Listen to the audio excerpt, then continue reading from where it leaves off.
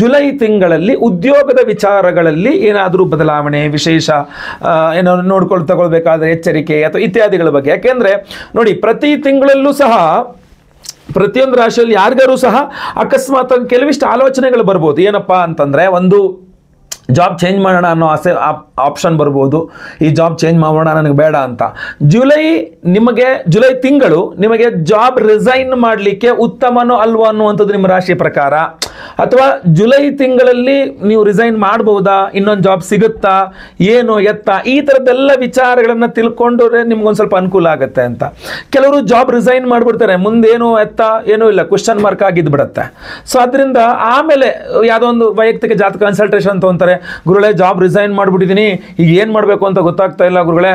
So ನನಗೆ ಎಲ್ಲೂ ಕಡೆ ಕೆಲಸ ಸಿಗ್ತಾ ಇಲ್ಲ, ನಾನು ಅನ್ಕೊಂಡ ಕಡೆ ಕೆಲಸ ಸಿಗ್ತಾ ಇಲ್ಲ, ಯಾವುದೋ ಫ್ರೆಂಡ್ ಕೆಲಸ ಕೊಡಿಸ್ತೀನಿ ಅಂತ ಸಿಗಲಿ, ಇವ ನೋಡ್ರೆ ಅವನು ಫೋನ್ ಎತ್ತಾ ಇಲ್ಲ, ಅಥವಾ ನಾನು ಏನೋ ಒಂದು ರೀಸನ್ ಅಪ್ಪ ಒಟ್ಟು ಆಗಲಿಲ್ಲ ಅಂತ ಆವಾಗ ಟೆನ್ಷನ್ ಮಾಡ್ಕೊಳ್ಳೋದು. ಸೊ ಆದ್ದರಿಂದ ನೀವು ನಿಮ್ಮ ರಾಶಿ ಪ್ರಕಾರ ನೀವು ಜಾಬ್ ರಿಸೈನ್ ಮಾಡಬಹುದಾ, ಮಾಡಬಾರ್ದಾ, ಪ್ರಮೋಷನ್ ಕೇಳಬಹುದಾ, ಕೇಳಬಾರ್ದಾ, ಟ್ರಾನ್ಸ್ಫರ್ ಕೇಳಬಹುದಾ, ಕೇಳಬಾರ್ದಾ, ಸ್ಯಾಲ್ರಿ ಹೈಕ್ ಸಿಗುತ್ತಾ, ಸಿಗಲ್ವಾ, ಅಥವಾ ಉದ್ಯೋಗದ ವಾತಾವರಣ ಆಫೀಸಲ್ಲಿ ನೆಮ್ಮದಿಯಾಗಿ ನಿಮ್ಮ ಕೆಲಸ ನೀವು ಮಾಡ್ಕೊಳ್ಬಹುದಾ, ಅಥವಾ ಉಗ್ರವಾಗಿರುತ್ತಾ ವಾತಾವರಣ, ಈ ತರಹದ ಕೆಲವಿಷ್ಟು ವಿಚಾರಗಳನ್ನು ನಿಮ್ಮ ರಾಶ್ಯಾಧಾರಿತವಾಗಿ ಕೂಡ ಒಂದು ಸ್ವಲ್ಪ ಹೊತ್ತು ಚರ್ಚೆ ಮಾಡೋಣ ಅಂತ ಹೇಳಿ. ಸೊ ದಯವಿಟ್ಟು ವಿಡಿಯೋನ ನೀವು ಲೈಕ್ ಮಾಡ್ಲಿಕ್ಕೆ ಮರಿಬೇಡಿ. ವಾಟ್ಸಪ್, ಫೇಸ್ಬುಕ್, ಮೆಸೆಂಜರ್, ಟೆಲಿಗ್ರಾಮ್ ಎಲ್ಲ ಕಡೆ ಸಾಮಾಜಿಕ ಜಾಲತಾಣಗಳಲ್ಲಿ ಈ ಪರ್ಟಿಕ್ಯುಲರ್ ವಿಡಿಯೋನ ಶೇರ್ ಮಾಡಲಿಕ್ಕೆ ಮರಿಬೇಡಿ. ಪ್ರತಿಯೊಬ್ಬರಿಗೂ ಸಹ ಈ ವಿಡಿಯೋ ಶೇರ್ ಆಗಲಿ. ಸೊ ಉದ್ಯೋಗ ಎಲ್ಲರೂ ಮಾಡ್ತಿರ್ತಾರಲ್ಲ, ಸ್ವಾಮಿ, ಚಿಕ್ಕದಾಗಲಿ ದೊಡ್ಡದಾಗಲಿ, ಅವರವರ ಉದ್ಯೋಗದ ವಿಚಾರಗಳು ಯಾವ ರೀತಿಯಲ್ಲಿ ಇರಲಿದೆ ಅನ್ನುವಂಥದ್ದನ್ನು ನೋಡ್ಕೊಳ್ಳೋಣ. ನೋಡಿ, ಬಹಳ ಪ್ರಮುಖವಾಗಿ ನೀವು ಪ್ರತಿಯೊಂದು ರಾಶಿಯವರು ನಿಮ್ಮ ರಾಶಿಗಿಂತ 10ನೇ ಮನೆಯ ಅಧಿಪತಿಯನ್ನು ಬಹಳ ಪ್ರಮುಖವಾಗಿ ಉದ್ಯೋಗಾದಿ ವಿಚಾರಗಳಲ್ಲಿ ನೋಡಬೇಕು.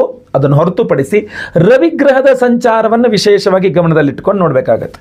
ಇದು 2 ಪಾಯಿಂಟ್ಸ್ ಬಹಳ ಇಂಪಾರ್ಟೆಂಟ್ ಆಗಿ ನೋಡ್ಕೋಬೇಕು, ಯಾವುದೇ ರಾಶಿಯವರಾಗಿರಲಿ. ನಿಮ್ಮ ರಾಶಿಗಿಂತ 10ನೇ ಮನೆಯ ರಾಶಿಯ ಅಧಿಪತಿ, ಎರಡನೇದಾಗಿ ರವಿಗ್ರಹದ ಸಂಚಾರ. ಇದನ್ನು ಹೊರತುಪಡಿಸಿ ನಿಮ್ಮ ರಾಶಿಗಿಂತ 10ನೇ ರಾಶಿಯಲ್ಲಿ ಯಾವುದಾದ್ರು ಗ್ರಹ ಇದೆಯಾ, ಅಥವಾ ಆ ರಾಶಿಗೆ ಯಾವುದಾದ್ರು ಗ್ರಹದ ದೃಷ್ಟಿ ಇದೆಯಾ, ಈ ಥರ ಒಂದು ಸನ್ನಿವೇಶಗಳು ಬಹಳ, ಈ 3 ವಿಚಾರಗಳು ಬಹಳ ಇಂಪಾರ್ಟೆಂಟ್ ಆಗಿರುತ್ತೆ. ಅಂದರೆ ಜಾಬ್ ರಿಲೇಟೆಡ್ ಆಗಿ ನೋಡಬೇಕಾದ್ರೆ ನಂದು ಹೆಂಗಿರುತ್ತೆ ಇದು ಹೇಳ್ತಿರೋದು ನಿಮಗೆ ಪಾಠ ಮಾಡ್ದಂಗೆ, ನಾನು ಜ್ಯೋತಿಷ್ಯ ಪಾಠ ಮಾಡ್ದಂಗೆ ಮಾಡ್ತಾ ಇದ್ದೀನಿ ನಿಮಗೆ.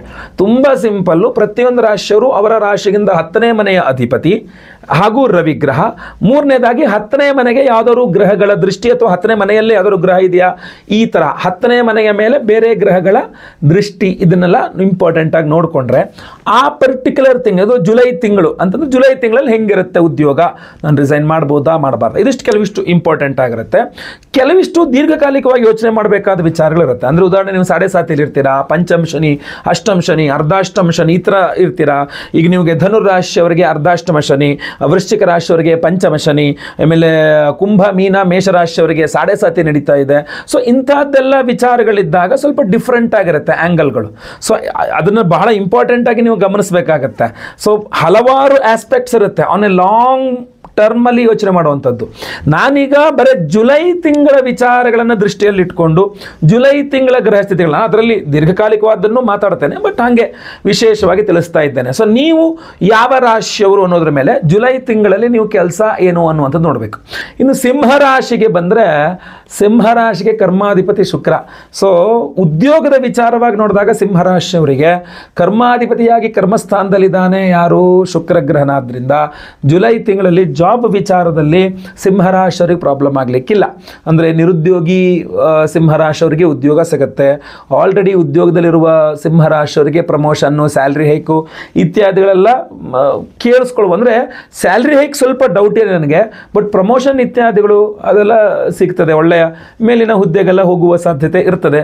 ಬಟ್ ಸ್ಯಾಲ್ರಿ ಹೈಕ್ ವಿಚಾರಕ್ಕೆ ಬಂದಾಗ ಒಂದು ಚಿಕ್ಕ ಇದು ಆಗಬಹುದು ನಿಮಗೆ, ಏನೋ ಒಂದು ಚಿಕ್ಕ ಮೋಸ ಅಂತೀರ, ಏನು ಹೇಳ್ತಾರೆ, ಅದು ಆಗಬಹುದು ನಿಮಗೆ. ಅಂದರೆ ಬೇರೆಯವರಿಗೆಲ್ಲ ಕೊಟ್ಟು ನಿಮಗೆ ಮಾತ್ರ, ಬೇರೆಯವರಿಗೆಲ್ಲ 20% ಸ್ಯಾಲ್ರಿ ಹೇಗೆ ಕೊಟ್ಟರೆ ನಿಮಗೆ 10% ಕೊಡೋದು, ಬೇರೆಯವ್ರಿಗೆ 10 ಕೊಟ್ಟರೆ ನಿಮಗೆ 5 ಕೊಡೋದು, ಆ ಥರ ಎಲ್ಲರಿಗಿನ್ನ ತುಂಬ ಕಡಿಮೆ ಕೊಡ್ತಕ್ಕಂಥ ಒಂದು ಸಾಧ್ಯತೆ, ನಿಮಗೊಂದು ಅನ್ಯಾಯ ಆಗುವ ಸಾಧ್ಯತೆ ಇದೆ ಸ್ಯಾಲ್ರಿ ಹೈಕ್ ವಿಚಾರದಲ್ಲಿ.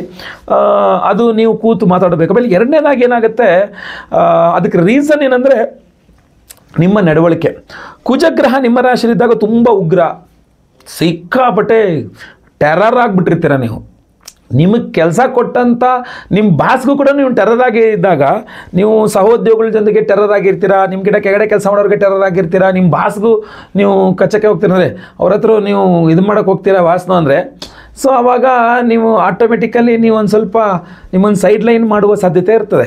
ಸೊ ಸ್ವಲ್ಪ ಹಿಂಸೆ ಅನುಭವಿಸ್ತಾ ಇರ್ತೀರ, ಅದು ಅಂತೂ ಸ್ಪಷ್ಟ. ಬಟ್ ನಿರುದ್ಯೋಗಿಗಳು ಉದ್ಯೋಗ ಸಿಗುತ್ತೆ, ಉದ್ಯೋಗಿಗಳು ಪ್ರಮೋಷನ್ ಇತ್ಯಾದಿಗಳು ಸಿಗುತ್ತೆ. ಜಾಬ್ ಚೇಂಜ್ ಮಾಡ್ತೀನಿ ನೋಡಿ, ಅಷ್ಟಮ ಶನಿ ಇದೆ ನೆನ್ಪಿಟ್ಕೊಳ್ಳಿ. ಸಡನ್ನಾಗಿ ಜಾಬ್ ರಿಸೈನ್ ಮಾಡಿ ಇನ್ನೊಂದು ಜಾಬ್ಗೆ ಹೋಗ್ಬಿಡ್ತೀನಿ ಅಂದರೆ ಅಷ್ಟಮ ಶನಿ ಹಿಡಿತಾ ಇದೆ. ರೇ ಆಫ್ ಹೋಪ್ ಅಂತೀವಲ್ಲ, ಆ ಥರ ಗುರುಬಲ ಇದೆ ನಿಮಗೆ, ಅದಿಲ್ಲ ಅಂತ ಹೇಳಲ್ಲ. ಈ ಸಲ ಜುಲೈನಲ್ಲಿ ಶುಕ್ರ ಬಲನೂ ಇರೋದ್ರಿಂದಾಗಿ ಉದ್ಯೋಗದ ವಿಚಾರದಲ್ಲಿ ಅಷ್ಟು ಸಮಸ್ಯೆ ಆಗಲಿಕ್ಕಿಲ್ಲ ಅನಿಸುತ್ತೆ. ಆದರೂ ವೈಯಕ್ತಿಕ ಜಾತಕ ಪರಿಶೀಲನೆ ಮಾಡಿಸ್ಕೊಳ್ಳೋದೇನೆ ಆ ಥರ ತೀರ್ಮಾನಗಳು ತಗೊಳ್ಳುವಂಥದ್ದು ಭಾಳ ತಪ್ಪಾಗಿರುತ್ತೆ. ನಿಮ್ಮ ವೈಯಕ್ತಿಕ ಜಾತಕದಲ್ಲಿ ಲಗ್ನ ಕರ್ಮಾಧಿಪತಿ ಅಥವಾ ಶುಕ್ರನ ಸ್ಥಾನ ಇತ್ಯಾದಿಗಳು ಬಹಳ ಇಂಪಾರ್ಟೆಂಟ್ ಆಗಿರುತ್ತೆ, ಗೊತ್ತಲ್ವಾ? ಸೊ ಅದರಿಂದ ಅದ್ರ ಬಗ್ಗೆ ಗಮನಿಸ್ಕೊಳ್ಳಿ. ಅದೇ ಸ್ವಲ್ಪ ವೈಯಕ್ತಿಕ ಜಾತಕವನ್ನು ಪರಿಶೀಲನೆ ಮಾಡಿಸ್ಕೊಂಡು ನೀವು ಮುಂದಿನ ನಿರ್ಧಾರಗಳು ತೆಗೆದುಕೊಳ್ತಕ್ಕಂಥದ್ದು ಉತ್ತಮ ನನ್ನ ಪ್ರಕಾರ. ಯಾಕೆಂದರೆ ಒಂದು ಚೂರು ವ್ಯತ್ಯಾಸ ಆದರೂ ಕೂಡ ಪಾಸಿಟಿವ್ ಇದ್ದರೆ ಪಾಸಿಟಿವ್ ಖಂಡಿತವಾಗಿ ಆಗಲಿ ಅಂತ.